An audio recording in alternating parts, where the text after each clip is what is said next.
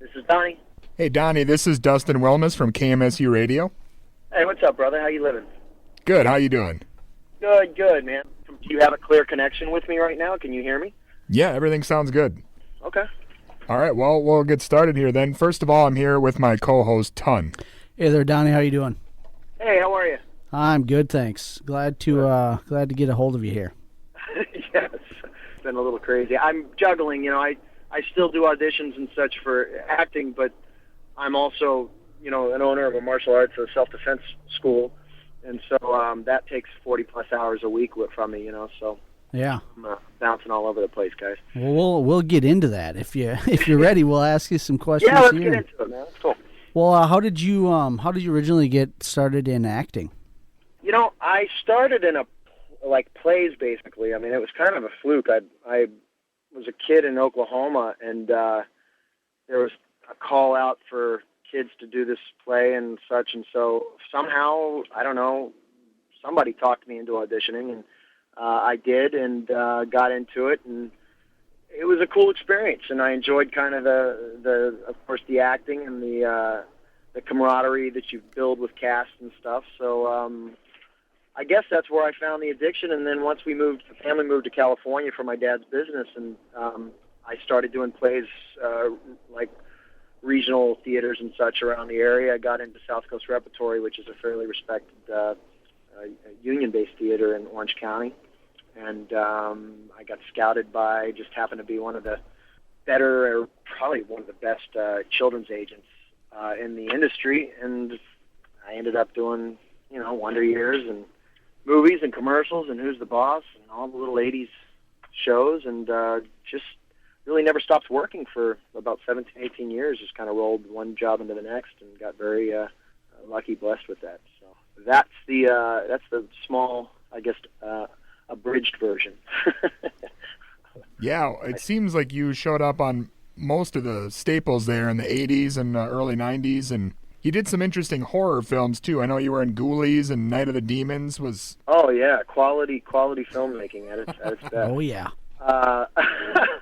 Yeah, I had, I tell you, I look back and I had some great experiences, really fun career, and there's so many stories that I could get into just from just the unique experiences at that age, going to Italy to film Ghoulies 2 and just, working on all the shows with all the different actors, and so it was a blast. The industry was much smaller back then, so it's been very interesting for me as an 80s kid to watch the industry change and evolve into what it is today, which is actually why I went ahead and started kind of, I don't like to call it a backup plan, but found something else that I really enjoyed doing, because spending so many years as a child actor and such, the work is awesome, but in between audition process and stuff, just, you talk about anxiety levels. Yeah. You're just constantly, you picture yourself finding a great job, loving it, working at it for 3 months, the job ends, and the next thing you know, you have to go right back to the drawing board. It's a constant revolving door process, and it takes a lot of tenacity. And doing it for so many years, I got to a point in my late 20s where I was like, okay, I'm a little burnt out. I need to find something that's going to provide me with something that I can rely upon for a family and for future, and then put acting into kind of more of a enjoyment stage again, that hobby stage. So that's kind of what I've been doing over the last 5 years or so, although I still love the hell out of it and enjoy the process when you finally get a job, but Sure. That's why I kind of transitioned into the martial arts as well. Well, before we get too far ahead, can you tell us a little bit about how you wound up working on Wild and Crazy Kids? Sure. I was jumping from show to show and film to film, and I actually originally was asked to go and screen test for the Mickey Mouse Club. So, in fact, a lot of those kids are still my close friends. I made some good friends down in Florida when I had went down and screen tested for that, and then met back up with some of them after they did the show, Mickey Mouse Club, when I was on Nickelodeon. We all used to hang out in our early 20s, so that was a unique experience. I didn't book it, and when I got back to California, I remember not not too long after, I ended up getting an audition for Nickelodeon and hosting, and that just ended up happening. You know, they liked us. We went through about a 2 to 3 audition process. I remember me and Omar and Annette, and once they kind of found the cast, we started rolling. It just kind of fell into my lap and went from there. And 6 years later, I finally left the Nickelodeon world. I think we had 60-something episodes, or I can't remember the number, but it was about a 3-season process from my freshman year in high school through my senior year. And then when I graduated high school in '93, Nickelodeon started taking us on live tours around the country. And then eventually we ended up in Brunei randomly because the Sultan, I believe it was his 4-year-old niece, was having a birthday party, and I guess she wanted me in the show for her gift, and that's what she got. Wow. So, yeah, they ended up flying us out there. That was interesting.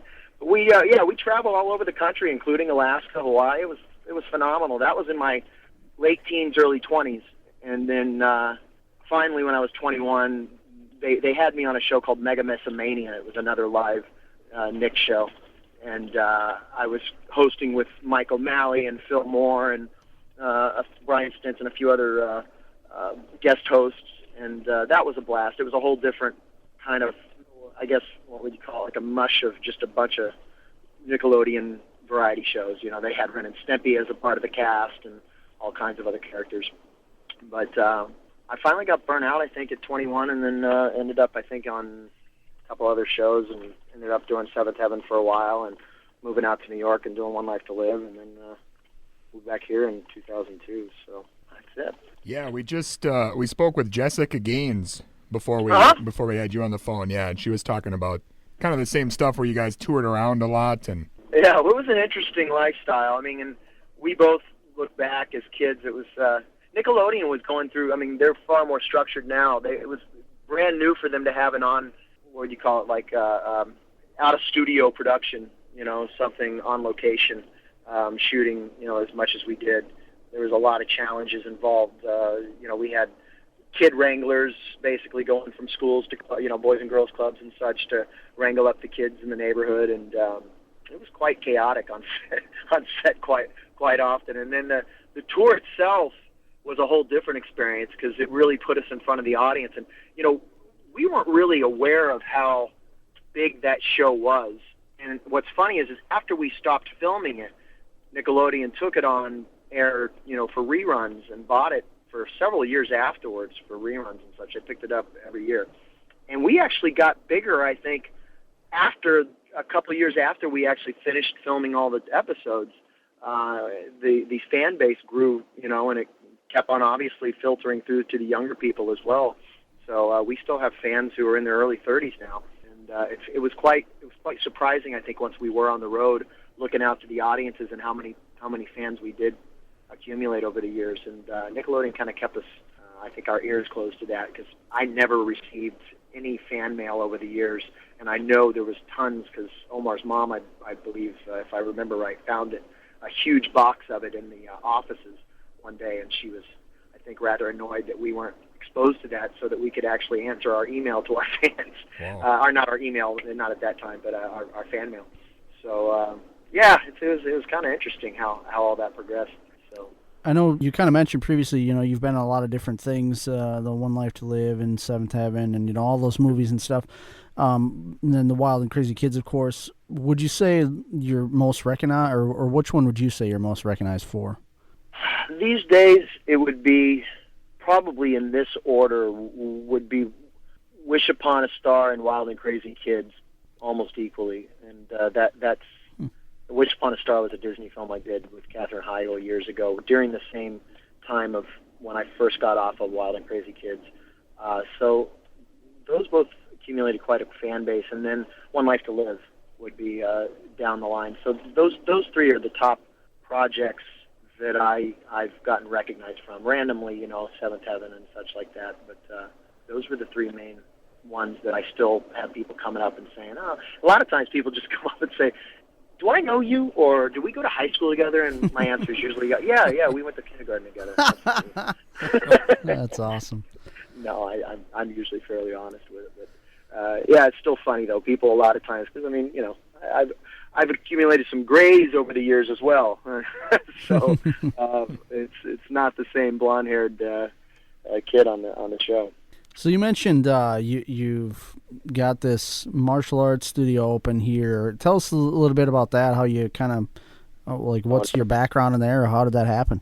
I started martial arts around the same year I began acting, and I just started training locally in Irvine, and it kind of became a big part of my life throughout my childhood and such. And then, I was off and on as far as being a practitioner. I was on the road a lot with, coming up to Los Angeles filming and around the country and such. So I was on and off for many years, but altogether I'd been in it for about 27 years. I started in an art form called Shaolin Kempo, and then once I moved back from New York, I trained a little bit in Kung Fu in downtown New York.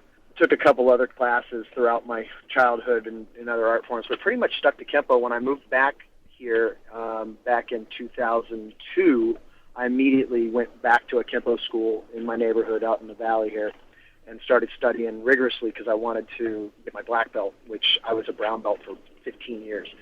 So it was time to really kind of push forward with that, and I started enjoying teaching on the side, just kind of volunteer teaching, and they had an opening at the dojo, and I started teaching a little more full-time, which was obviously intertwined with my auditions, and I was doing guest stars and stuff throughout the last 8 years, of my life. So they were very cool with that. They let me in and out, and that was working well with my, still with my love for acting and such.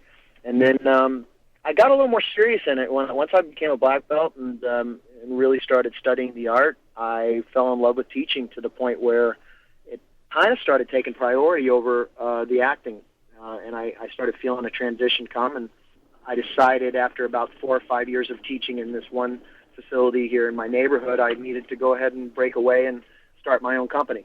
And so I took the leap, and I had some incredibly faithful and loyal students, so they trusted me and followed me to my school, and it has just been an amazing success since, and very lucky, and again blessed with a great job. I go to work barefoot and in pretty much pajamas every day, so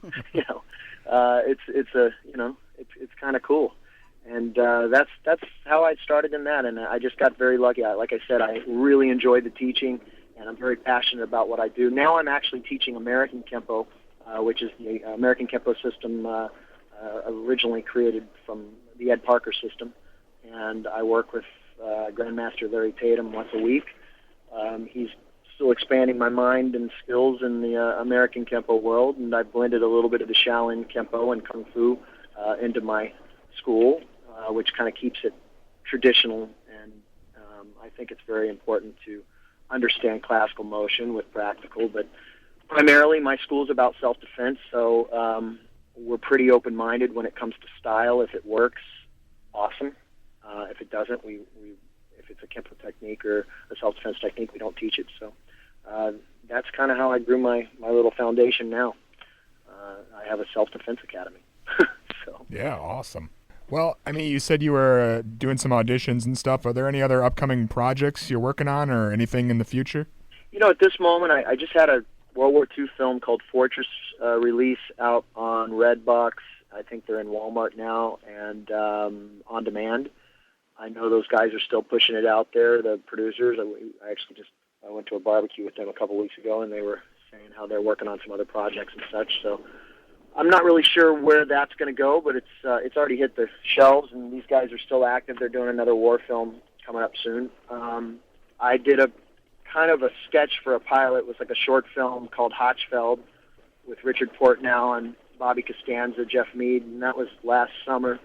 And my friend Barry produced that. He's still, I think, working on that, pushing it out there. We got some good reviews. And just kind of hitting the auditions. I've slowed down a lot, though. So I really consider myself a martial arts instructor these days and a school owner.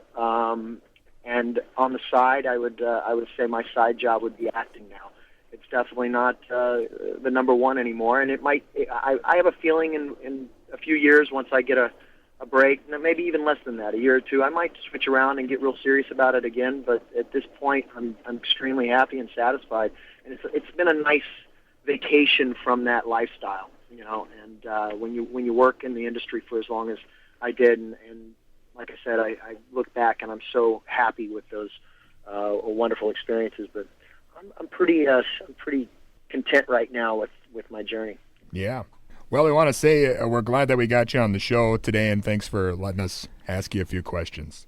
No worries, brother. I appreciate the time. It's nice to talk occasionally about this stuff and reminisce. All right, cool. Well, thanks, man. Yeah, thanks a lot. All right, brothers. You guys take care. All right, you too. Bye-bye. Adios.